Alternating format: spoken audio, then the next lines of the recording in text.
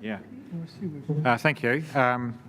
So Scott Hamilton took us through last time of workshop one, the beginnings, I guess, of conceptualising a CCTO, and we're going to do a bit of a recap on that as well as take you through, I guess, the governance formations and things like that, and then there is also a part that we will do out of the public eye, because we're talking about the assets specifically, and that will come back once through the formal council papers once for consideration of decisions, but those discussions are best because they affect people outside as well and has some commercial sensitivities, so we're having those without the public being able to watch. So that's this afternoon, and I'll hand over to Scott to take us through the beginning of the workshop. Thank you. So thank you once again for the opportunity to come back. Got the second session after lunch, and I'm conscious you've got a third one as well. So my role is to try and keep you stimulated through this so that you can also partake in the last one as well. Look, today is a little bit about the who. So last time we talked about the why. Why do we want to do it? Today is about who. So who do we need to actually have as members of the board of the CCTO in order for us to be successful in terms of that? And so we'll go through things like size of the board,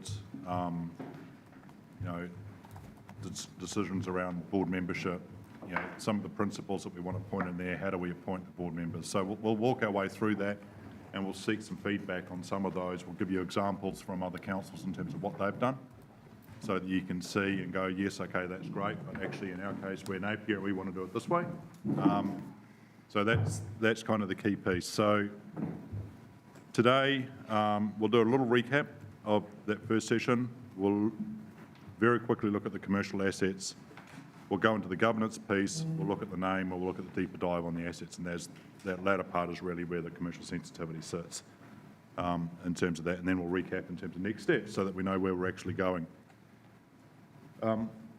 Recapping, these are the who, when, why, what, how. So today really is about the who. We talked about the why last time. We'll have a little bit of a discussion about the assets, and we'll start to get into some of those other pieces as we go forward.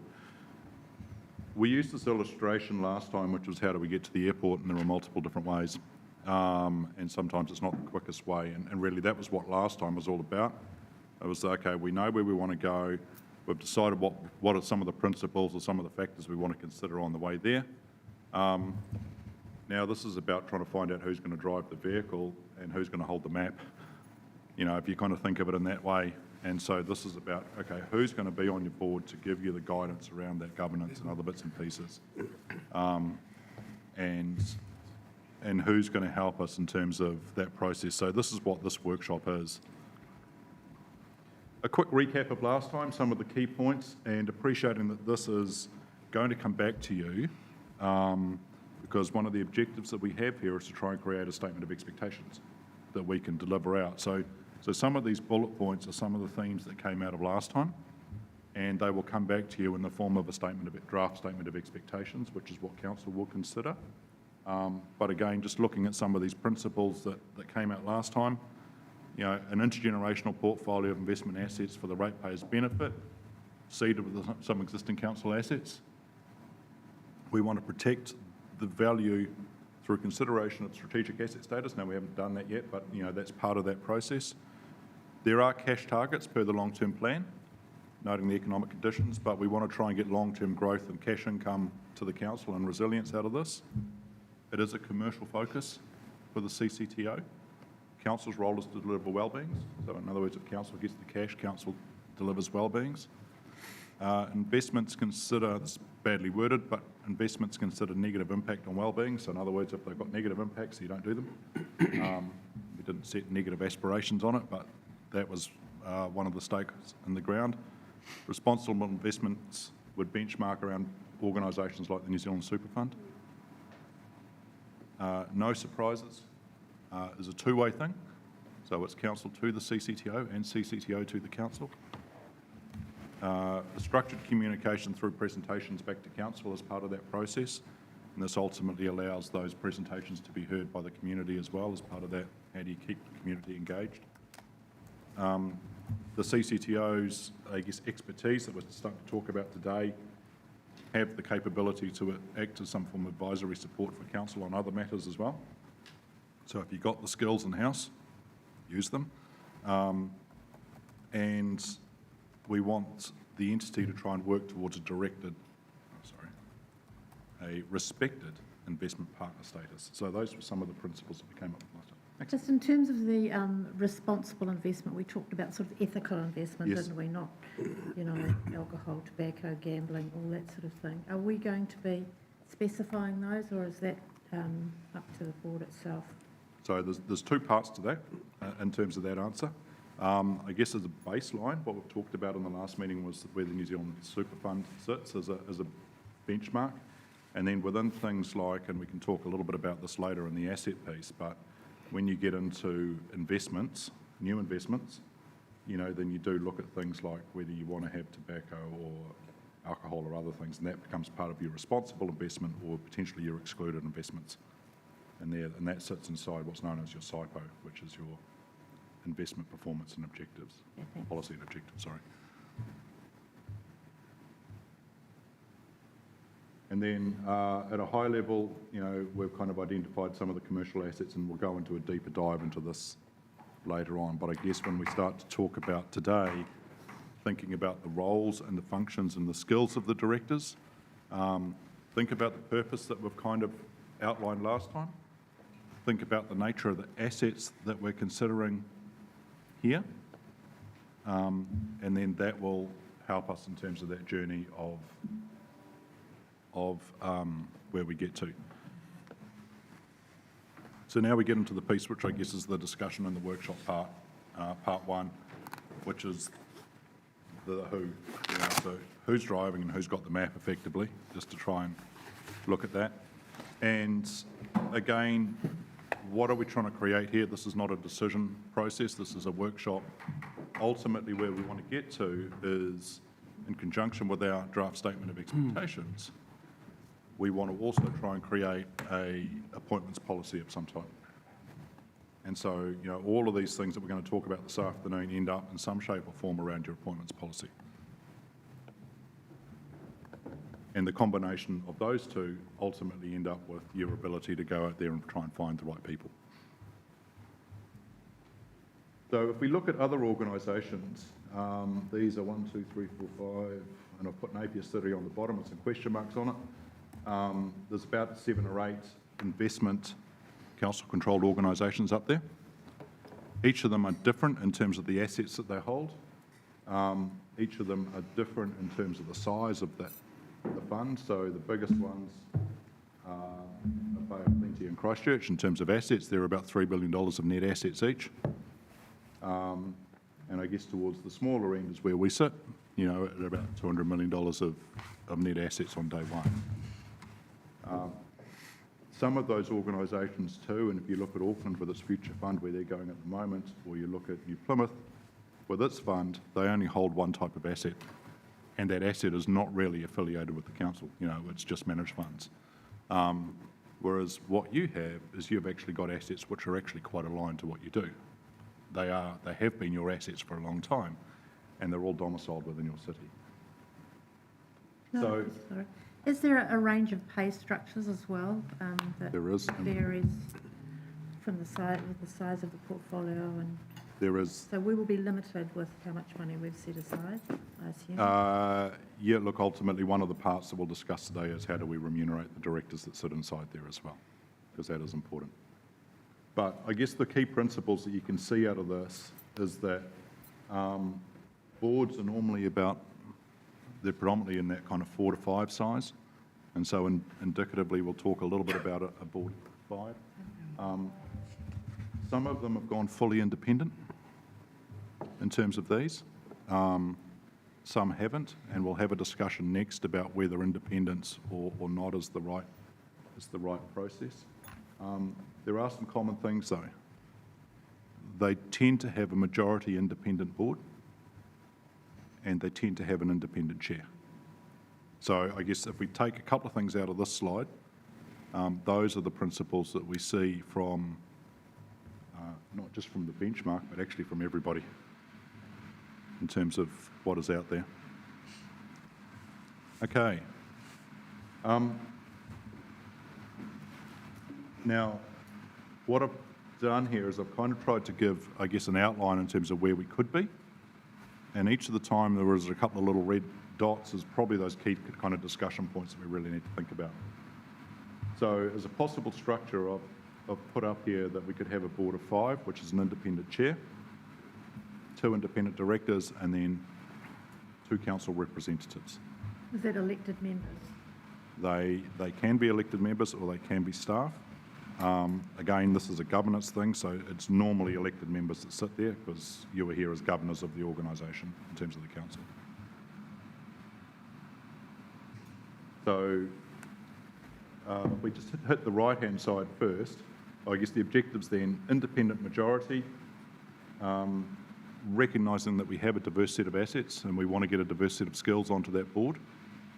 The other thing we need to think about is long-term succession, and it seems really, really strange to talk about long-term succession on day one, but actually succession is one of the key things that you want to try and work towards, and that when you think of a board size and a board structure, you want to think about it not just on day one, but you want to think about how this is going to look in 5 or 10 years' time.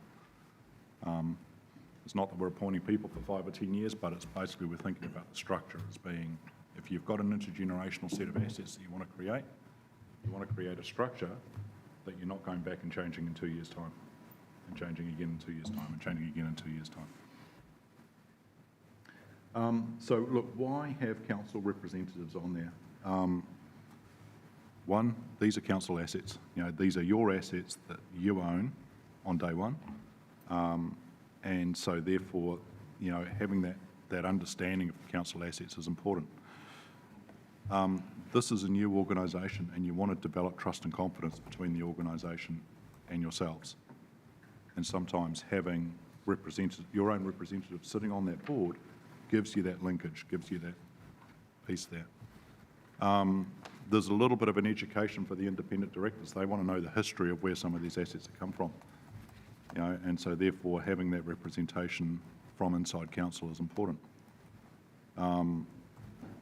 There is community interest that we've already talked about inside the statement of expectations in terms of alignment of values and other bits and pieces, and the best way to bring some of that in is through council representation. And the other thing that elected members on a board do is they bring a political lens, right? And the political lens is really, really important because sometimes what you don't want is you don't want your CCTO to run away and do a whole lot of things that look fantastic, but politically are quite unpalatable. So it's having that lens sitting inside there to moderate, to temper, to encourage, depending on which way it happens to be, is important. In some cases, why not? Well, absolute separation might be simply, or they might just have a single asset with a defined objective, such as just a single managed funds. You know, it doesn't actually have a lot of interface with council per se, as that's really a non-parochial asset. So just pausing here in terms of board structure and view, are there any considerations, comments?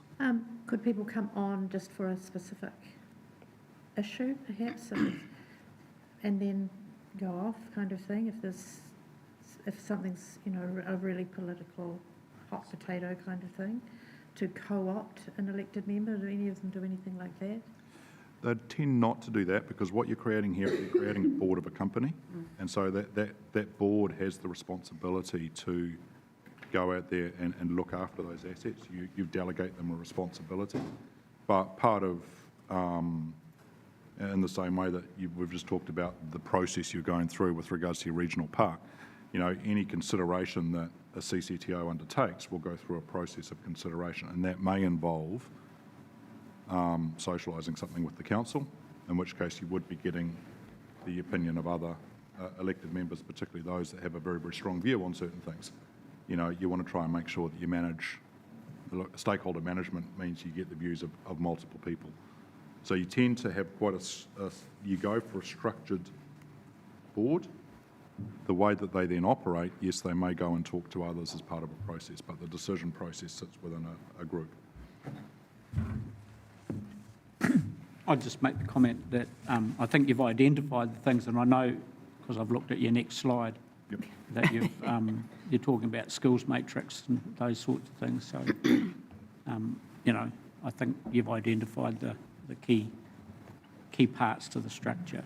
And in the boards that I sit on, there is a succession periods, total period, when people have to put themselves up for a re-election, et cetera, so all of those can be built into this. Yes, exactly. It's worth noting too that developing trust and confidence issue from the outset is really important, and particularly where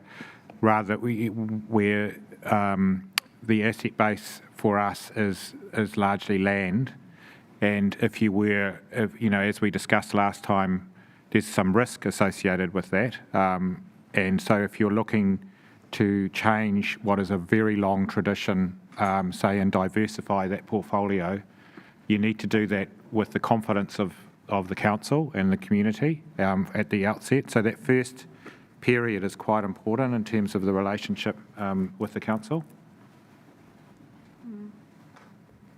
Can I just tease out one point here? I've got 2 council representatives on there.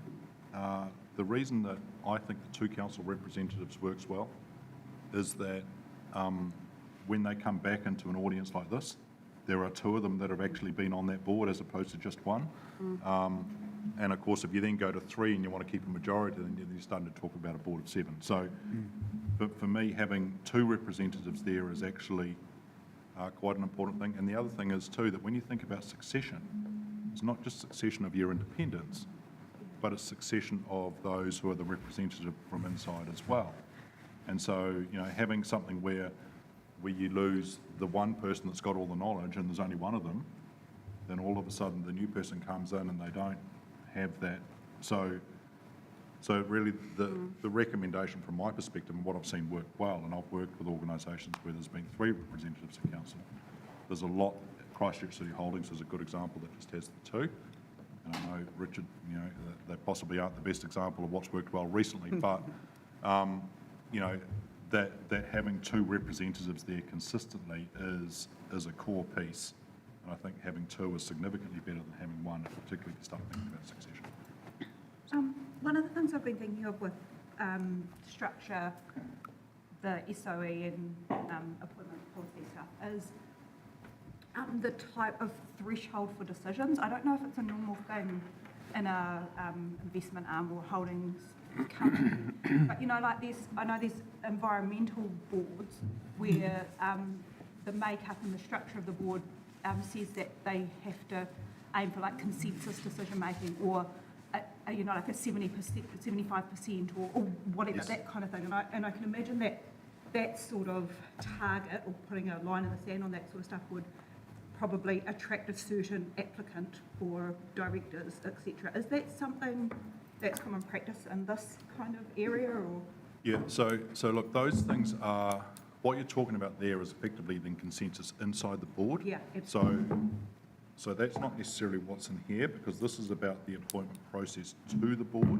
The board then has a constitution that sits inside that company would, yeah, and they talk about what is a quorum to run a meeting and what is required for decision making. Now, most things are normally majority, but my experience of investment CCTOs is that it's very unusual to go out there and to do an investment decision where you don't have almost unanimous support effectively of the board. So, because if you've got a scenario even where you've got your 3 independents going, yeah, this looks great, and your 2 councillors going like this, then as an executive and as a board, you know you've got something wrong, right? So, sorry, I guess my question was, and I understand that, but who sets, would that be the board to decide, or is that something that council has some say? In terms of the constitution? Yeah. The constitution is ultimately, the constitution is a shareholder document, so it'll be a council decision. Julia, yeah. Just a question. Could you have a combination of staff and councillors? So like one staff, one councillor or something like that? Or Look, there is nothing to preclude it, and I guess this is why we're having this discussion today. To sit there and say, look, if you are looking for 2 representatives, do they have to come from the elected members? And I've got a question later, what if you can't find 2 elected members that want to go there? So you've got all sorts of other bits and pieces as well, which may happen, or if you have a prerequisite skill and you don't have that skill for a period of time. So no, there is nothing to exclude it. One of the challenges that you do need to think about, though, is you want to try and create an entity that has the right separation and the right ability to interface back into council. So, as an example, if the CCTO is in discussion and they're trying to work something out and they want to go and talk to someone, they'll probably, at a chair of the CCTO, they'll probably go and talk to the mayor and say, look, we just want to try and figure this thing out. We need to go and talk. If they're working at an executive level, they'll probably go and talk to the CE or to Jess's role or whatever. But what you don't want to have is you don't want to have someone that's got a compromise or a conflict because they're sitting on both sides of the fence. And that's really the piece that you're trying to manage out in this early process. So in a lot of cases, the executive don't sit on these types of roles because this is a governance function. Not an execution one, yeah. But a great question. Okay, we'll go to the next one. So we've got an ideal board.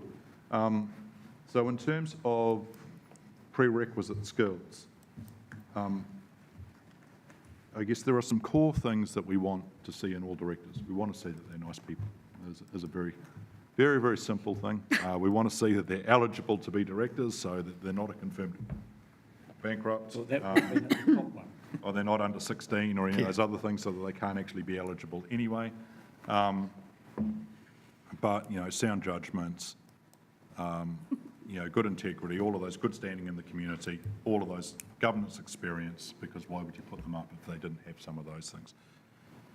You then get into other skills that maybe you would expect of your independent directors.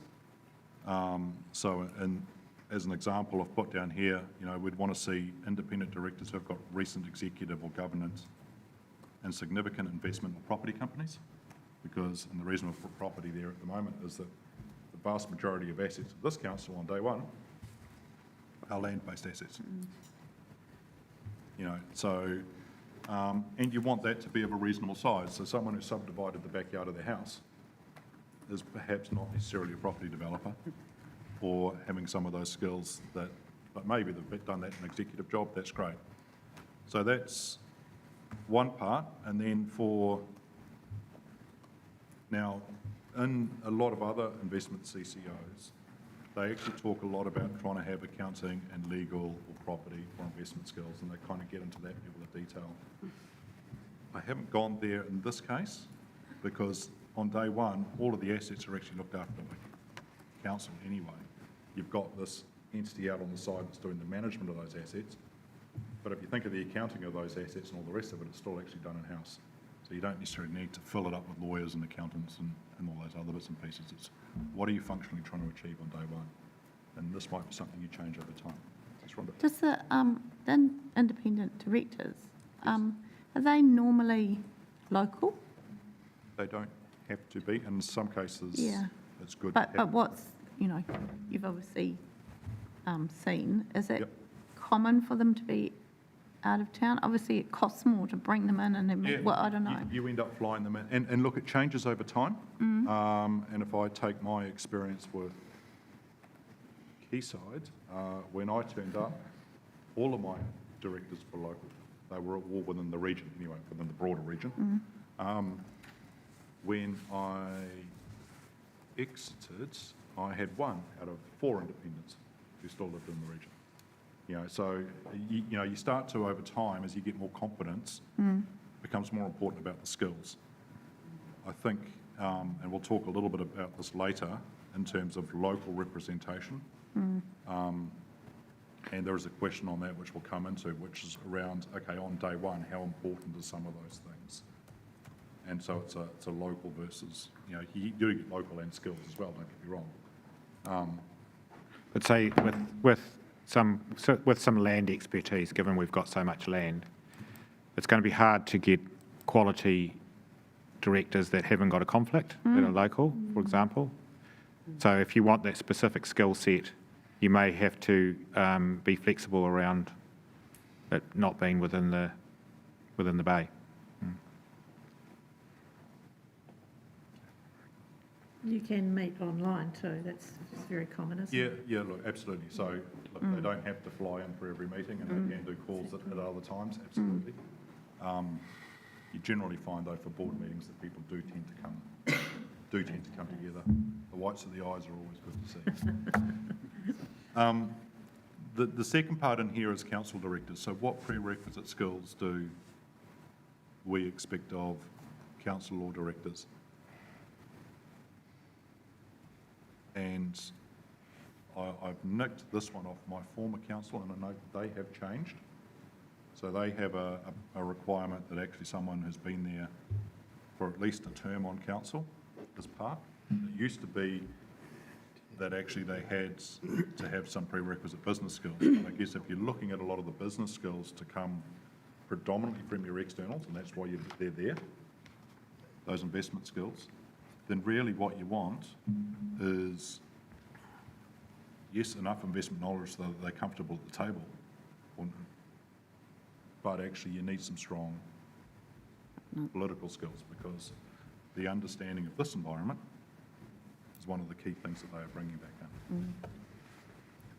So that's why we've put that as a minimum of 1 term. Questions on that, Maxine? Could there be issues with conflict of interest in terms of owning property or having connections in certain parts of the city with businesses, etc.? Yes, there could. And so, again, I'll talk about conflict as one of the discussion points in here as well. Because I think you did right, Maxine, that we need to make sure that, the organisation's able to carry on its activities. They've got to look after the reputation of the council as well. So how do you manage some of those things? That said, all of us have got conflicts in some shape or form. We all have to learn how to manage them as well. So you can't, because we all own a house, we can't sit there and say that we're conflicted. So there is, there's a degree at which these things become significant and need to be acted on. A lot of conflicts is about acknowledging the conflict, and then that allows everybody to move on with that being transparent. So any other thoughts around the experience requirements, particularly for council directors?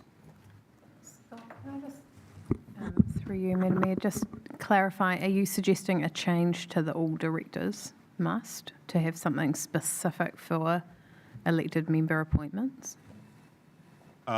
So within the policy, what you'd do is you'd identify a set of skills that you want to see. You might have some specific skills that you expect to see for independent members, and you might have some specific skills that you expect to see as a prerequisite for councillor members. Now, whether they are expressed or desired is, I guess, another discussion. So do you have an example list of, for elected members, which is the question you're posing to us now? You've just He's just got the one suggestion there, have served more than one. They're all full the term as generic councillor. ones, Has served. plus they're at least a one-term completed councillor. yeah, so it's a plus. Plus. Yeah. Plus, All yep. directors. And the question is, from your perspective, is that enough of a plus? Appreciating too that actually you go through an appointment process, and we'll talk about that. So, it is about trying to find the best people to do the best role. So the last one we've got up there is the chair. And ideally, it's a little bit difficult on day one that either have knowledge of the CCTO when you start on day one and it's a brand new one, then no one has the knowledge, or CCTO experience and strong political acumen. And I've put the strong political acumen up there, and that the relationship of the chair with the council, because they'll come and present to the council and do all those other bits and pieces, and with the mayor, and with you as a general organisation. They've got to have enough political acumen that they can actually work through issues with council and understand what council's perspective on things. The blunt instrument on these things doesn't work particularly well because everybody's back in this room. You start to get standoffish, and then the trust and confidence isn't working. So someone who can really nurture that relationship is really, really important. Haley. Just thinking an option in terms of flicking back to the council directors, and I'm not sure that I agree with it, but just to throw the concept on the table, I suppose, is that for things like our audit and risk committees, we align them with specific positions already. And just flicking ahead to the next slide, we're going to talk about remuneration. So I was thinking it could potentially be aligned to a specific role within council, like our chair of finance or whatever. But I don't know. So Just as a concept, but I think what you've got there allows it up for more full discretion from council.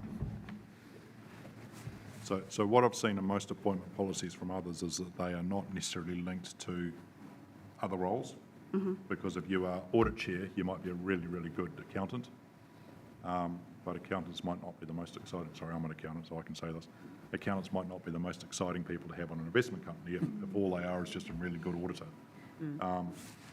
So no disrespect to anyone who's a really good auditor in here. But that skill set, you're looking for a broad investment skill set to try and help, as opposed to, and so you may end up with someone who's perfect for Committee A, but that doesn't necessarily mean that they can extend into this. And there might be other people that aren't perfect for that committee that are actually really, really good. So for me, I would differentiate them. The one full term concept is because that relationship with how the council works and bringing that to the table is super important in terms of the council role on that. So that's why that is the key criteria. I think just to add a little bit to that, what are we trying to develop here? We're trying to develop an intergenerational asset. We're trying to develop something which has got trust and confidence between the council and the CCTO. And that relationship it's always nice to have seen it in action for a term. If you then step into that, because it's then about a continuance as opposed to coming in and trying to establish your way of doing it, that changes the trust and confidence dynamic. So it's really about trying to build on that trust and confidence. Okay, hot topic, money.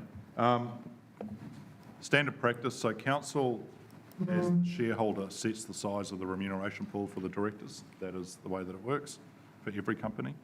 The board then determines the distribution, but you can have that enshrined into your policy. CCTOs generally holds director and officer insurance. That's standard with any company as well. A chair is normally paid up to 2 times the director's fee. I guess in terms of the time expectation, look, I would think that a CCTO board would meet 8 times a year. Might not be a whole day, but it would be, they would meet 8 times a year. They will probably do 1 or 2 strategy days a year, and that is a strategy day of the board. But quite often what I have seen on those strategy days in other organisations is that maybe for the start of that meeting, you bring in the chief executive, the mayor, somebody else, just to talk about what council's doing, because again, the setting of the scene in terms of just that broad understanding of what's going on is actually quite important. They might not stay for the whole strategy, but they're there for that. But to feed into that process so that people are aware, and again, this is building that trust and confidence between the 2 organisations. And then they obviously come and present to councillors. So there's 2 parts to this. One is, I guess, the policy around the independent directors, and this is how we remunerate those directors. So all I've given as a baseline is that council wants to be at the 50th percentile of the market for directors, so the midpoint, and that they will benchmark the fees every 3 years, and in between those years, they'll just do a CPI increase. And so that is what I'm recommending as a starting point. So what about the admin? Is that budgeted for as well? Who does that? So look, this is around the board. So yes, the administration and the workings are done by the team or by the council as they are today, so by council staff. Council staff? And there's no So we're budget? not- there's The no operational budget. arm will come after the board gets formed? Yeah. Yeah. So look, as a council, you don't set the remuneration of the executive of the CCTO or the executive of the CCTO, for example. That's the board that sets that within the envelope that they operate their budget within. So any questions around, I guess, just the principles of remuneration there, and then we'll get into the council law side of it. So the council law side of it is, will council law directors be remunerated? Have to be. Have to be? Yeah. Definitely not. So, Well, they're not going to do the job, are they? Or you do other jobs and other trusts and committees and boards that you're on, and you don't It's a get paid very for that. It's a different. very different.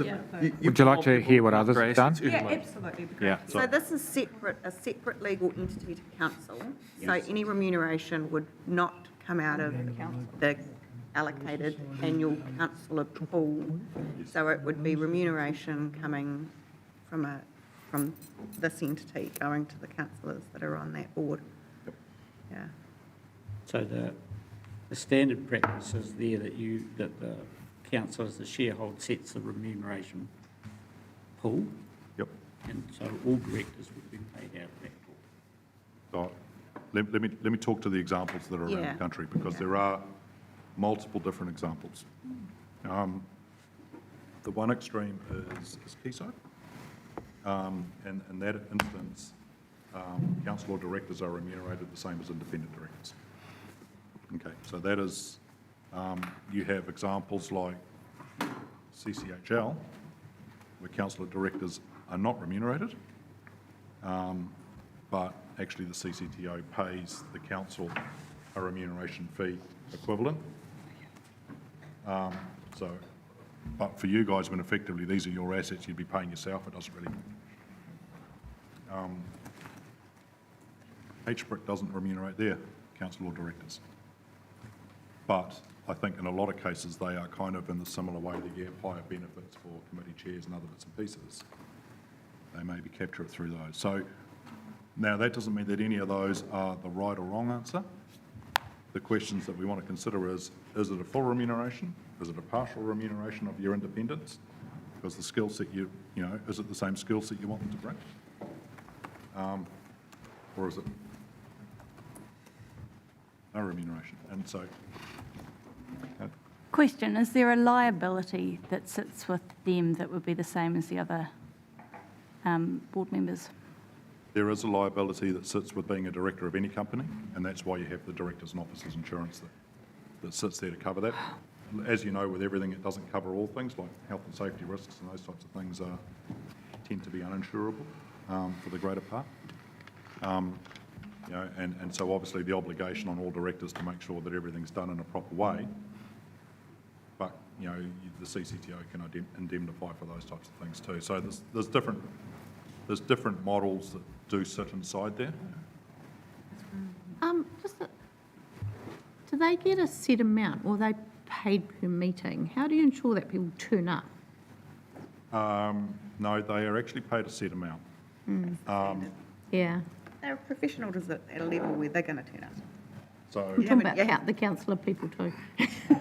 Shine on your reporting, how many times you do show up, so then you create pressure on yourself anyway, don't you? yeah, so you do tend to find that, look, independent directors definitely are very fulsome in their attendance at meetings.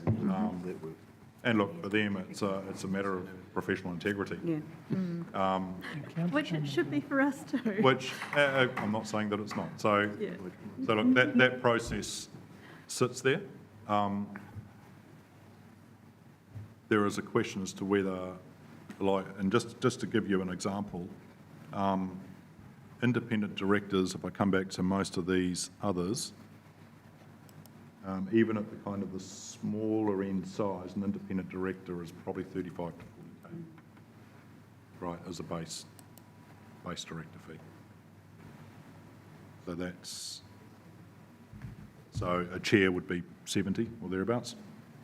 Now, those are the responsibilities and the value that sits with those roles. Is it worth, Scott, just going through what each of those have done in terms of their members? So Bay of Plenty Regional, we just talked about, the independents are paid full. Christchurch, there is a payment in lieu of a payment to the director, a payment to the councillor, which is paid to the council. Just to clarify on that one, does then that get put back through to the councillor? I don't believe so. Look, I think they're probably on a higher threshold in terms of like a committee chair or a similar type remuneration level. Okay. But for the extra hours. Weird. Okay. Yeah, so look, they're all different. HBRIC doesn't, but I think the same scenario happens there when they're actually this equivalent of a chair role.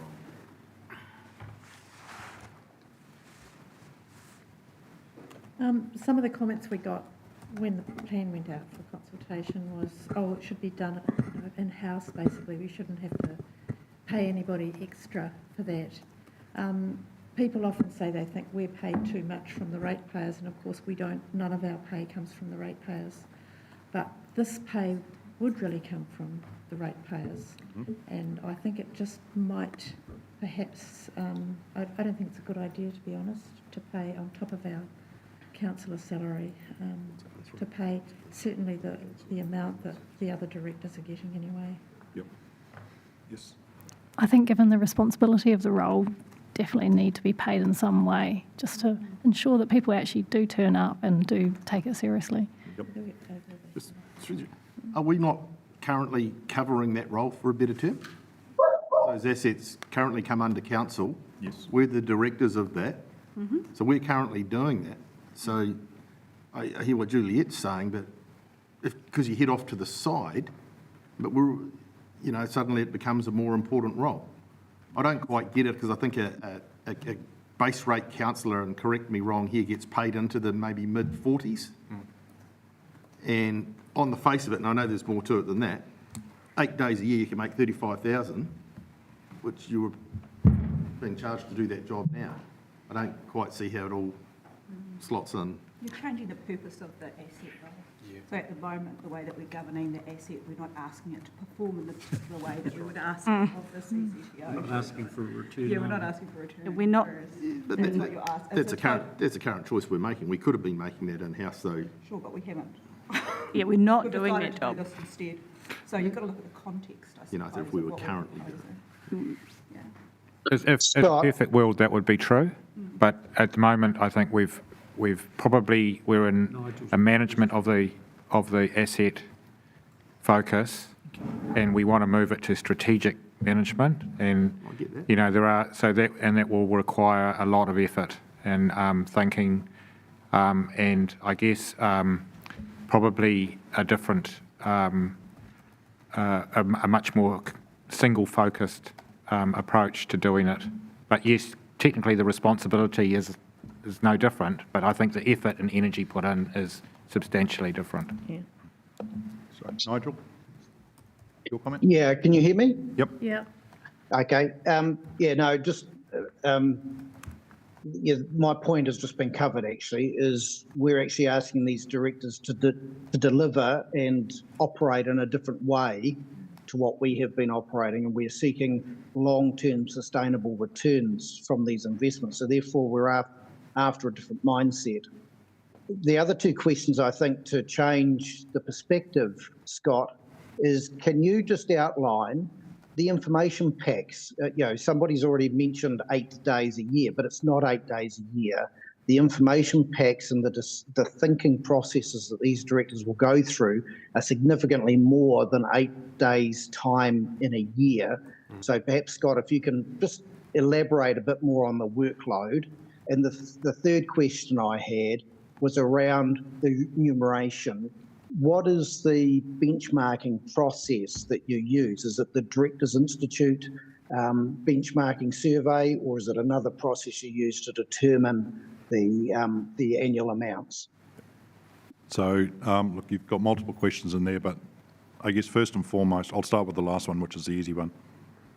So, multiple CCTOs go out there and do benchmarking against broader industry.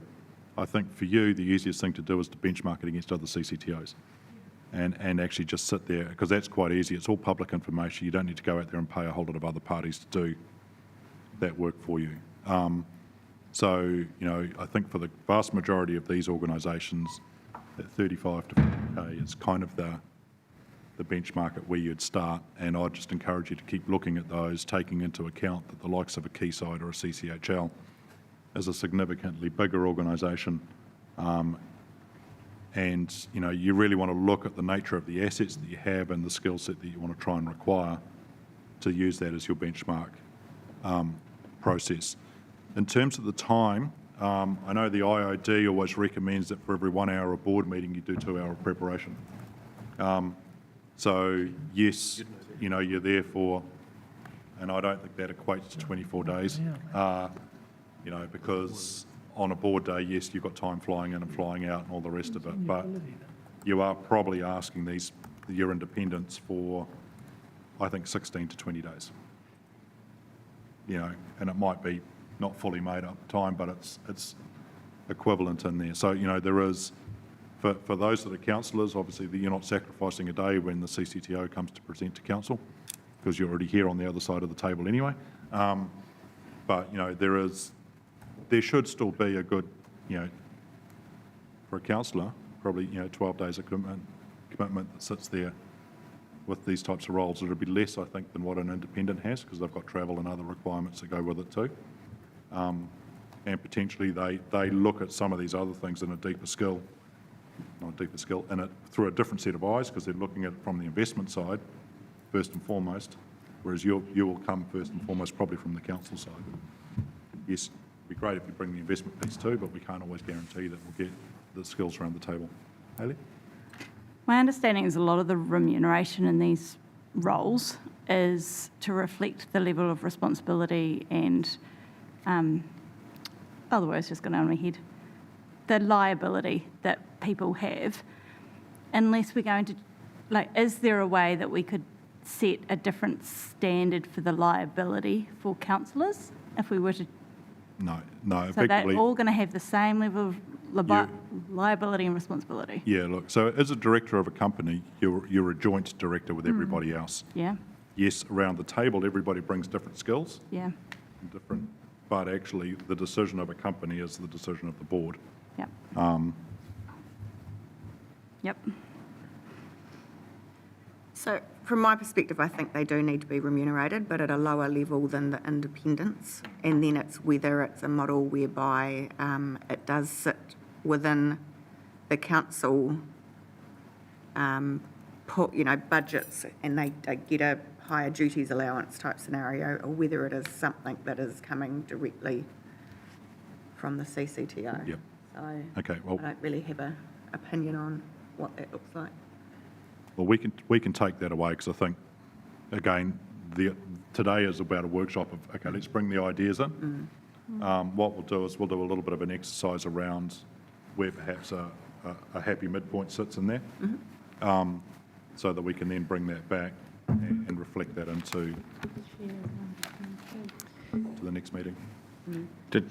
Just a question, though, that part, would you like to consider that through a council paper or through another workshop? For Yeah, like a kind of the possibilities on remuneration. Happy for it to go public. yeah. But it's public anyway, we're talking in public. Yeah. But decision-making. Yeah, to make a decision, basically. Yeah. I mean, will that form part of an overarching?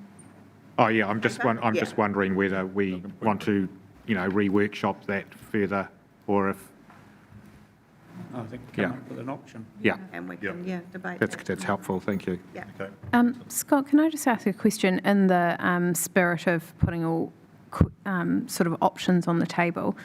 I just can't help but thinking if say our CCTO existed 2 or 3 terms ago, there were some elected members with some great commercial investment understanding that are now not elected members. Is it? I'm testing, I guess, the thought I had, which was if they were, say, sitting on the board and then decided not to re-stand for council, do you have to be a sitting elected member, or could council make the decision to keep a past elected member in one of those seats, say, provided one seat was held by a sitting elected member? I'm just, do you see anything like that? I'm just trying to, we've had scenarios where we have appointed past elected members to remain on trust boards and things like that for us because of their skill set, and I'm just interested in So, that. full screen. So that brings us on to the next slide, other hygiene factors, which is one of those. So, Okay. congratulations. So the pieces that we've got on here, and I'll start from the left. The comment that you raised is on the right-hand side there, in terms of the removal of directors, in terms of an obligation to step off or not. But if I work through it from the left, so independent directors are often appointed for a term. So, you know, they come on for a 3-year term, or a 2-year term is normally the first appointment. And what you try and encourage, you want to try and have some longevity in there, because some of the transactions that, like Parklands, for example, is not a 3-year thing and it's done. So you want to try and make sure that actually you've got some directors that have been there and had the experience. So, but you also don't want directors that have been there for 30 years either. So what's often the case is they look at a maximum of up to 9 years as a premise, and maybe with the ability to extend that by, you know, special circumstance, etc. And that when you appoint directors in, you either appoint them for 2 or 3 years. And I would highly recommend the council has the ability on day one, when they go out there and find independent directors, to appoint some for 2 years and some for 3 years. And the reason being is you've got 3 independent directors, and in a perfect world, you'll have one of them coming up for the option of reappointment or retirement every year, as opposed to 3 of them coming up at the same time, and you decide that none of them want to stay and you're starting again. So it's always about building yourself into a rotation cycle. So 2 lots of 2 and 1 lot of 3 and then a 3 and a 2 and a 3, and then you get from year 4 onwards, you're basically always having someone come up. Question there is, are council directors subject to the same terms? So in other words, if they are a sitting councillor and they've been a sitting councillor and they've been on the board of the CCTO successfully for 9 years, let's say, do they have to step off and let someone else have a go? Or can they be reappointed? Or is it a shorter time that you want to have? So, again, these are all things that kind of come into your policy, but it's just stretching our mind around it now. And I appreciate that this is, we're looking 10 years into the future and going. I think that if it's a council director, then they could be appointed for a longer maximum term, particularly if you've got slim pickings in terms of the skill base that you require. Yep. You wouldn't want to find yourself in a position not to have any appropriate councillors because you've had to have one stand down who's been doing a fantastic job. Yep. Okay. They also have to get re-elected, don't they? Well, yeah, exactly. So yes, otherwise they're not a council director. So, sorry, Kirsten, are you saying that a council member could go longer than 9 years? Yes. Mainly to safeguard if there wasn't another councillor with the appropriate skill base. Yeah. So why, you'd just be cutting off your nose to spite your face. Yeah. Okay, so that would be the sort of addition to the rule. Yeah. But if no other appropriate director. Would that be contestable though, if somebody else wanted to come on when that person's time is up, their 9 years or whatever, and there's somebody else who is suitable for the position? Could they So you, I don't know what the process Yes, is, but so- contest you it. would So establish, that's the next slide, but exactly right. So I think, look, just to pick up on some of those comments, because again, we can build this in, is you might sit there and say, look, 9 years is an ideal maximum, but you allow reappointment under special, we'll call it special circumstances, which kind of sits there and says you've got the ability to do it, but in a perfect world, you'd operate up to a max. Yeah. We'll come to the point on appointment process next, but just to very quickly touch on it, the standard process would be that if a director is at the end of their term and they wish to reapply, they still reapply into a process. Now, you might not go out to the market to do it. In the case of the council, if you're at a new council, for example, and someone's just finished their term, then yes, you might have a contestable process in here and run an appointment process, but and you might end up with picking the same person over and over again because they've got the right skills. That's fine, but you do have a process. we often see it these days where they advertise for new directors, but also have a line saying that current existing members who are eligible will be reapplying. Yes, exactly. Just clarifying an assumption I'm making that the council director's terms would be aligned to the council term. Yeah, that would normally be the way that you would operate it. Yeah. Again, you want to try and, in other organisations, well, actually, they don't have to be, is the answer, Yeah. because you've got this concept on the right-hand side of removal of directors. And we'll quickly jump to that. Actually, no. Can I come back to that one in a second, Hayley? Yeah. So conflict of interest. So we talked a little bit about conflicts. So conflicts of interests are managed in a register by the CCTOs themselves and informed to the mayor. So they're actually informed to someone independent. And then down to the council members if that is required. If there is a conflict that the board or council determines is significant, then obviously there's a need for a resignation of that director. So there's a process that needs to take place inside there in terms of conflicts management. It's important for the integrity of the organisation. Other pieces, other factors, you know, how many of your independents must be local? Is it a prerequisite or is it a nice to have? I think we're good to have one, Yep. at least one local. I think in our case, because our investments are local, I think it would be very beneficial that somebody understands the local Environment. circumstances, economy, all those sorts of things at the board level, and does not have to be fed that information from the operational arm. So if I can just ask a question, does the policy need to direct that there must be a local, or is it a desirable thing that we will seek through a recruitment process? Desirable, because the councillors will be local. Yeah, I think it would be, I agree, I think it would be nice if it was required to be local, only because you might then have a majority independent, but you also have a majority local, because you're Yep. guaranteed local with your two elected members, and then you get one more that gives you a majority local. And look, from my perspective, having sat on the other side of the fence as an executive under a board, you know, particularly when you're a new executive, having somebody who is local is actually a really, really good piece, because that relationship that sits there is actually quite critical as well.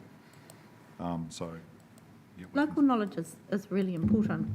I mean, you just need to look at what happened in Wairoa, yes, you know, and I don't think that can be underestimated, and it mightn't be someone that's got a degree in that, but certainly, you know, every region is so different, and particularly here with some of the issues we have, I think local knowledge is really important.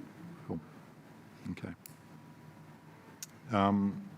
Do we want other diversity factors sitting inside our policy? I think it should be skills-based. Skills-based? I like the idea of having mana whenua, but the mana whenua is very involved in land acquisition, aren't they? But fundamentally, the person has to have the right skills. Oh, That's the mana most whenua with the important. right skills. Yeah, exactly, yeah. pick up on that too. So removal of directors. Is there, just on the topic of diversity, is there like recruitment best practice? And is it normally built into the institutional documents, or is it just something that you do out of good practice? There is growing requirement under things like NZX rules and other things for diversity disclosure.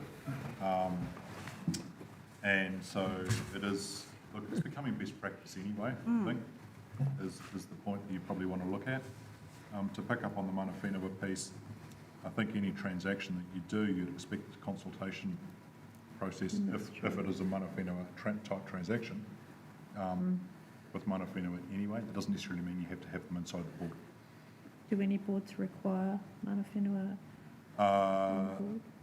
Not that I am aware of, or some of the iwi boards may, but not on other boards. I mean, it's always desirable if you can get a representative there, but it's not a prerequisite. What about gender?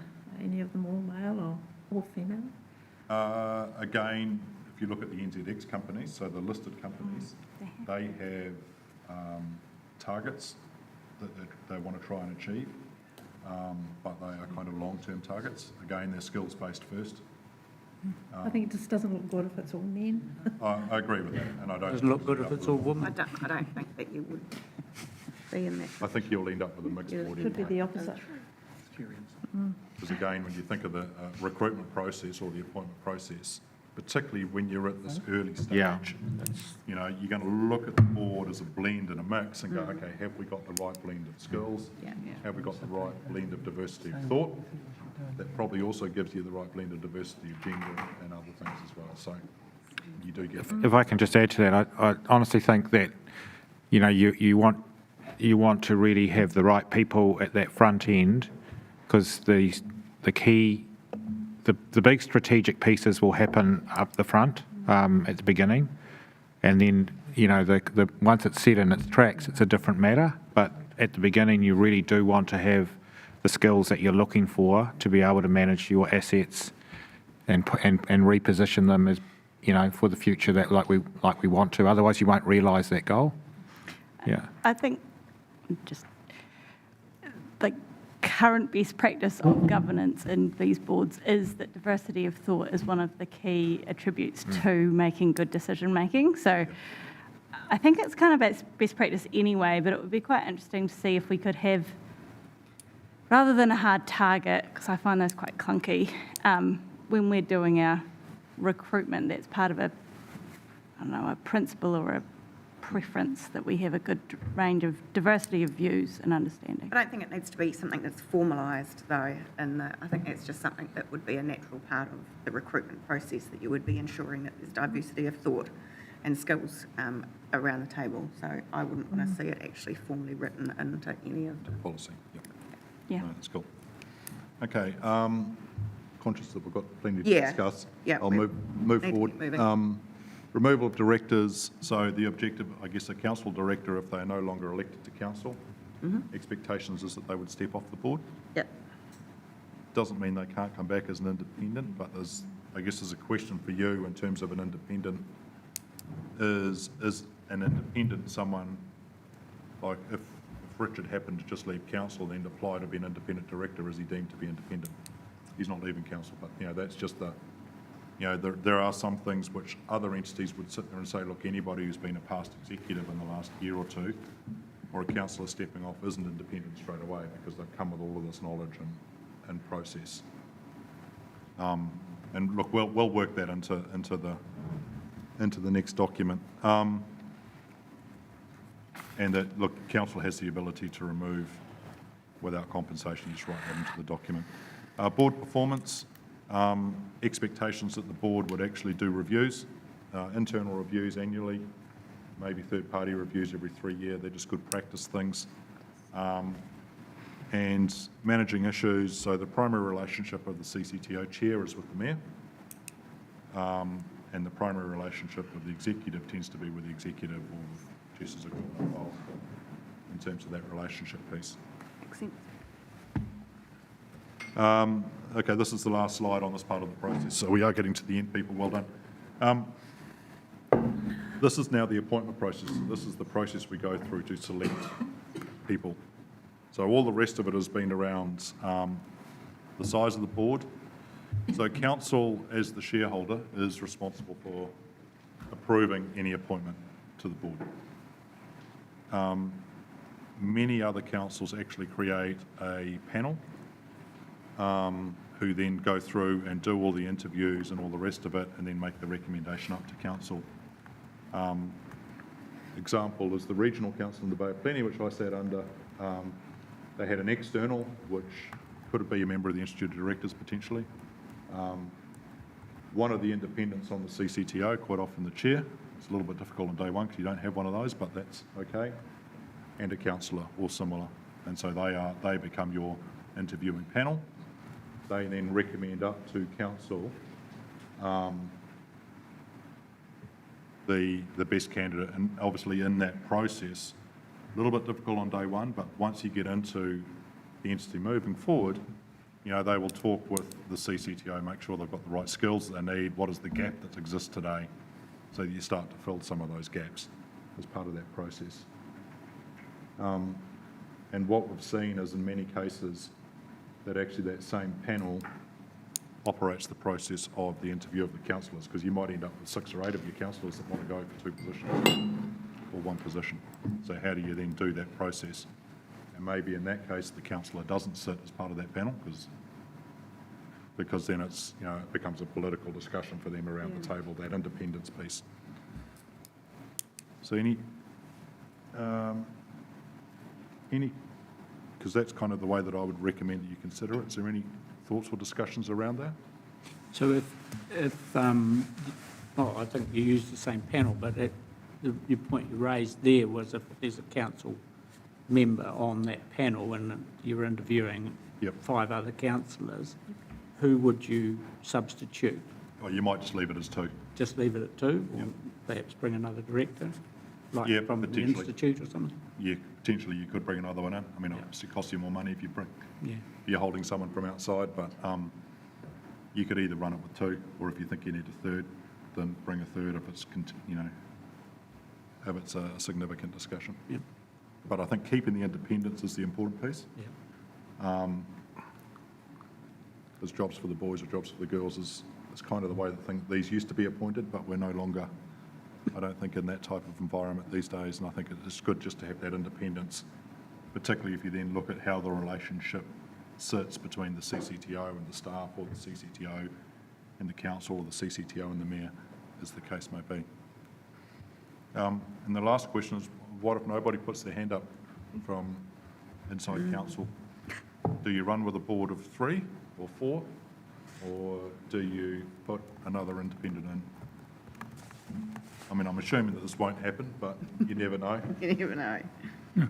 Would there be provision for an appointment at that stage, or discussion around an appointment then? Yeah, we can leave it as no. Yeah. If there is no, council will decide at the time. Yeah. Okay, that makes that easy. Okay, so that is, I guess that gives us a lot of feedback in terms of what we need to bring in to an appointments policy and how we create a panel, etc. So thank you very much for that input. We'll bring that back towards the end of this month, is the plan, as we go through that process. And that concludes the first half. Yeah. Right, so we're now going into public excluded, so Yeah. just a quick 2-minute